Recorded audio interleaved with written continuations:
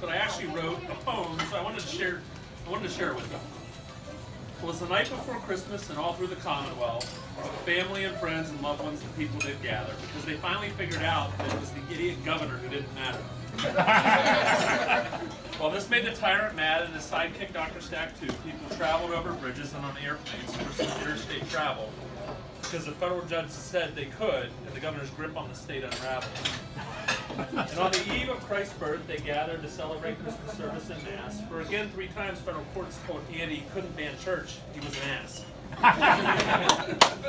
While he just barely saved himself from another federal court judgment by quickly lifting his orders on schools and on in-home cheer, we finally figured out his tyranny, and he's gotten the message real clear. The court battles are soon over, we celebrate Christmas and soon New Year, and Andy, he waits in his mansion with fear. For he knows soon our representatives come back to town to maybe restrain his power, and if we push hard to impeach him this hour. Our small businesses have been hurt with crushing edicts and decrees, and our children have suffered with non-traditional instruction. But today we gather at this holiday luncheon. So soon we must write, must call, no half measures will we accept from our representatives and senators, most of whom for months have slept. But for now, let us celebrate the coming of Christmas and New Year's with cheer, with friends and fellow patriots who we have fought battles with this year. So that's the poem. I did it for these guys. I am thrilled to be here with everyone who we really have fought the good fight with this year. And our fight's not over. The legislature convenes on January 5th. We are going to have to mobilize on January 5th. The Kentucky Senate is going to run a bill of half measures to allegedly rein in the governor out of their chamber, and I think we're going to have to oppose the bill. If they're not sharing it with us, it probably needs to be opposed. I'm not saying it's a 5,000-page monstrosity with a bunch of foreign funding, but if they're not sharing it, it probably needs to be opposed. And we need to fight for a non-watered-down bill, BR 130 by Representative Maddox. We're just going to have to scream and say, this is what we demand. We're not accepting half measures. We're not playing this game with you all. We're going to have everybody yelling and screaming and emailing on that. Impeachment. Articles are coming, and I'm going to do a video post on this. They are being filed on January 5th. They've already outed themselves publicly, so I'm going to out them again, even though I get in trouble sometimes by Representative Maddox when I do this. But 2 new state representatives are leading the charge on that. They're going to file 7 or 8 charges against the governor on January 5th. Representatives Felicia Rayburn and Ryan Dotson. And there's going to be about 15 to 20 co-sponsors. And as soon as those are filed, again, screaming emails, calls to the legislature demanding that our people sign on. And either they get on board or the train runs them over. 13A bills, which are the administrative regulation reform bills that are, I think, going to be coming out of the Senate and House. That's where the governor's going to go next. We're going to need to do that and watch that legislation. We've got a really good business protection bill by Representative Maddox that she just pre-filed as well. We're going to have to watch. But, the fight is now, I think, going to turn to the legislature, and we're going to have to fight the fight there. Obviously, we've got this stuff in D.C. right now, and I think so. The way to challenge the Electoral College, if that's where we end up going, is you need objectors in the House and the Senate. There's very clearly objectors in the House. There needs to be objectors in the Senate, and then they can run the clock out, in which will then force the House into a vote for president. And it's not a straight number thing, just so you know. Each state delegation gets 1 vote, and the majority of states are controlled by Republicans. So there is a path forward, but again, it requires the thing that we seem to lack in D.C. and we seem to lack in Frankfurt, which is a spine. So we're just going to have to again watch that. And finally, I'm thrilled to be down here. I'm going to get a picture with Savannah also. With Richard, his criminal charges are still pending for operating his lawful business without a license because they revoked it because of the governor's decrees. I may be asking for some calls and emails to the county attorneys and doing in Grand counties. We did get the license back, but again, the criminal charges remain pending. That'll be it's a February arraignment. My thought process was if the legislature does its job in January and the governor's powers are taken away, and are actually taken away, BR 130 or an equally effective bill is passed, then I think, I was then going to kind of turn around and try and get the criminal charges dismissed based on the fact that the governor has the power. So that's it. I do want to turn it over to one of the shining lights among few in the State House and State Senate, Savannah, to go and share, where she thinks we're at and what she thinks we need to be doing in the next coming weeks. But I'm excited for the holidays. I'm excited to be here with you all, and I'm excited to start the next round of this fight, which is going to be in the legislature.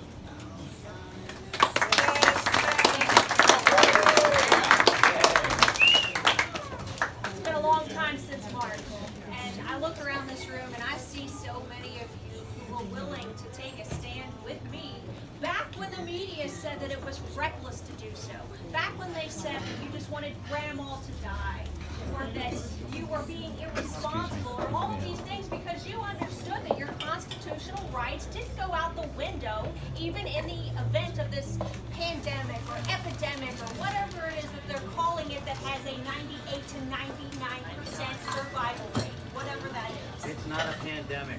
There you go. But Scamdemic. back then, whenever it became apparent to me that the governor's executive orders were foraying into this territory of egregious overreach, I decided that something had to be done.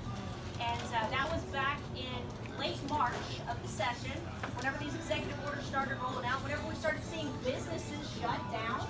At one point, 2/3 of Kentucky's businesses, 978,000 jobs that are never going to come back as a result of the shutdowns. To date, 2.2 million Kentuckians have applied for unemployment. That's 54% of our entire workforce. Just all happened because one man thought that it was appropriate to use the force of government to remove people's ability to earn a wage. That's not an appropriate use of the force of government. Moreover, I don't even need to remind you about the Kentucky State Police having been tasked with writing down license plates of churchgoers on Easter Sunday. That happened to us. Absolutely ridiculous. The fact that you can't cross the Brent Spence Bridge, well, now you can because it's open, but back then you couldn't cross it and then turn around and come back without quarantining for 14 days. Whether you were healthy or not, that was a punitive quarantine. And fortunately, the courts opined that the ban on religious services and the interstate travel ban were unconstitutional. Those were overturned. But then they turn around and they issue this decision, as it were, that more or less implies that the governor has inherent authority in the Constitution to do whatever he thinks, which is absolutely ridiculous. I don't agree with that decision. But going back to March, at that time I filed an amendment with the help of Chris Wiest, who's been a complete rock star, a fighter, where they weren't willing to put their name out there on the line and they're being professionally accountable to this task at hand, but he was, so I appreciate that. But filed that amendment, would have created at least a system of checks and balances, very preliminarily, to give businesses the ability to achieve remedy under the law for having all of this stripped away from them. But it didn't pass. It didn't pass. There was no discussion of it. At that time, I made a pretty vibrant floor speech at the very end of session about how the governor was ridiculously overreaching and how he was infringing upon our individual liberties, constitutional rights. And it wasn't just a few hours after that I had one of my colleagues take to social media and say, those are her words. She doesn't speak for us. Folks, I speak for you. Who was that? Who was the colleague? And then, what happened back in the summer, all of this stuff with us being shut down and just more and more the mask mandate, you just feel like it's soul crushing to a certain extent, like you don't have any rights anymore. Well, I filed BR 130 back in July, which what that does is it says that in the event that an executive order surpasses a 2-week time frame, the General Assembly will be called back into session to be able to take action. Because, never again should Kentucky citizens be without a voice during a situation of this magnitude. That statute, this KRS 39A, it was never intended to allow a governor to issue unilateral decrees shutting down an entire state.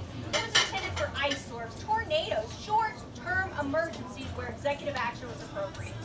So for that reason, I filed that, and a lot of folks have co-sponsored it. They've said that they will. They've come to the table on that, but where we found out that we are right now is that they're looking at a version in the Senate Now, I reached out to Senator Thayer, Senator Thayer has been vocal on this issue. He does want to restrict the governor's powers, but he's a member of leadership. So his role is one where he has to work with the members of the Senate, other members of leadership, and also House leadership. And they have to go back and forth and figure out what they're going to do. The way I understand it, they're looking at a bill that gives 30 days. You can crush an entire economy in 30 days. 2 weeks is a long time. You can really mess up a business in 2 weeks, but that is what we worked for. That is what I had to fight for, tooth and nail, off the broken glass to get 2 weeks. So I think we need to stand by 2 weeks. So what I've done, in light of the Supreme Court ruling, as well as all these other ancillary factors, is that I have amended BR 130 to create additional protections for our businesses, to put stipulations in there about funding, that the governor cannot use any resources or taxpayer funding if it's in violation of KRS 39A or surpasses that 2-week time frame. Because that's one thing that we do have in the legislative branch, is the power of the purse. And in addition to that, there's a few other things that we put in there just to make sure that it can be the strongest version of reforms to KRS 39A out there.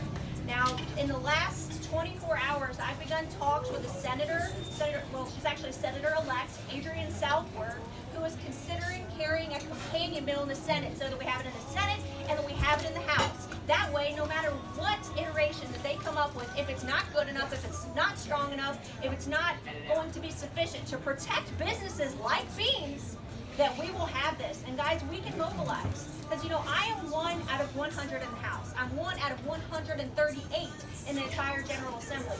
I rely upon you all to help me apply pressure to leadership to do the right thing. I'm not saying that they don't want to do the right thing, but they need to hear from you to understand that they have no choice but to do the right thing in this situation. And I say that in the kindest way.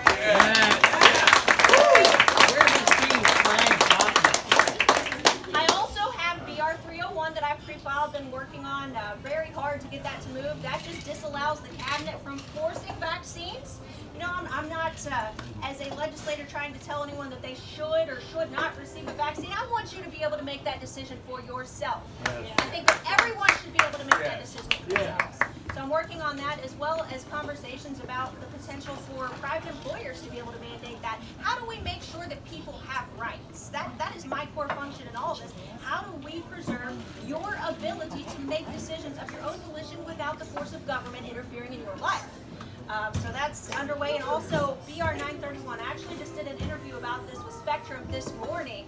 It's very specific. We want to create retroactive protection for businesses like Beans that have had their permits held hostage by the local health departments or by the Cabinet for Health and Family Services, because they are being used as this ancillary strong arm mechanism for the governor. He's not coming out and having law enforcement cite for violations of KRS 39A. No. And you know what? Sometimes he is. Well, sometimes he is, but just a little side note, a lot of times the law enforcement are refusing to engage in that, which I think that's awesome. So why doesn't the health department? He is exactly the type of law enforcement that we need, because he's I don't want to interrupt you, but I have got to go to sound taps for 100-year-old World War II veterans. So I'm going to have to leave. I want to quote Winston Churchill's last speech. Never give up, never give up, never give up. Call your representatives and senators on the telephone. That's what they pay attention to. And like I repeated, never give up. We're stronger than anybody else if we get together. So,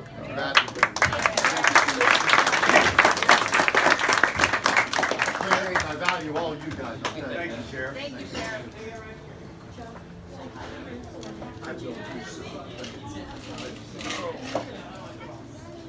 But in closing, BR 931, that's something else that I'm working on, and I really feel like we have to create those types of protections, because it's not the appropriate role of government to remove anyone's ability to earn a wage or provide for their families or enable their employees to do the same. Think about it on the other end. They're taking away your ability to earn a wage, and they're not making good on their promise of unemployment. So what are you to do? Lose your home, lose your vehicle, get behind on your bills? It's absolutely ridiculous, and it's unfortunate that we've gotten in these circumstances. But one last thing on the subject of impeachment, because I've heard from so many of you, I think it goes without saying that we've been fighting this since March, and I stand ready and willing to hold this governor accountable to the full extent that's necessary in accordance with the will of the people and the rule of law. Absolutely. But the way I understand it, House leadership and Senate leadership are not on the same page with that. So we do have 2 new members. They're going to be fighters. I think they're going to be fighters. That are going to be introducing, the way I understand it, articles of impeachment. And at that point, I think that you will have strong men and women in the House and Senate who are willing to stand up and to hold that governor accountable and to do those investigations, have that conversation. It's just a function of whether or not the House and Senate leadership are going to go down that road. And I think just like VR 130, just like some of these other pieces of legislation that we talked about, your voice is what's going to make the difference there. But the one thing that I would ask you is, yes, we need to hold him accountable. Yes, we need to enforce the rule of law. But what we cannot do is take the crown off one man and turn around and put it on another one. That's why we have to restrict emergency powers under 39 days. So again, I just want to thank each and every one of you so much for your support of me, the things that you've said to me in dark moments on social media where the media's at it, doing their thing, and I really appreciate it from the bottom of my heart. It's such a privilege to serve you all. Thank you. Thank you.